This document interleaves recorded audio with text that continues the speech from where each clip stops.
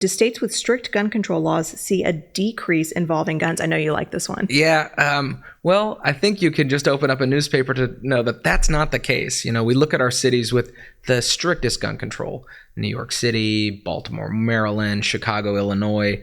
And those cities are making headlines for reasons. They can, and I think it comes back down to the principle of, you can have as many laws on the books as you want, but if you're not enforcing them, or if you triple, quadruple, or octuply criminalize something, guess what? Guess who doesn't care about how many times something is criminalized? It's criminals. Right. And that's, we do have some data about, people who are sitting in prison who have used a firearm in their criminal offense. We have data about, this is, I think, a really good data set, how they obtained that firearm.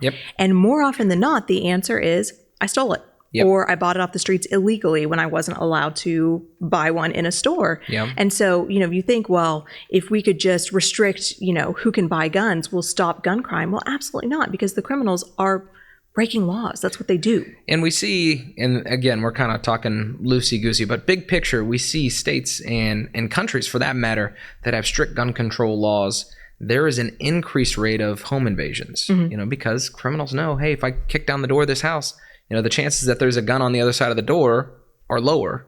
And so the only people, it comes back to the principle, the only people who are following the law is law-abiding citizens, gun owners, us, we bend over backwards. And I talk to hundreds of people a year who are they just want to follow the law. Yeah. Well, and, we were both prosecutors, and we know, particularly these felony level offenses, violent offenses, the people who commit these offenses, they're not stupid. No. They are picking their victims carefully. If they can just choose between me, in my dress and my high heels walking out of the office or Richard looking like he's carrying a gun, they're going to choose me because they're going to think I'm an easier target. And so, and that's just, we're not dealing with idiots. We're dealing with bad people. Right.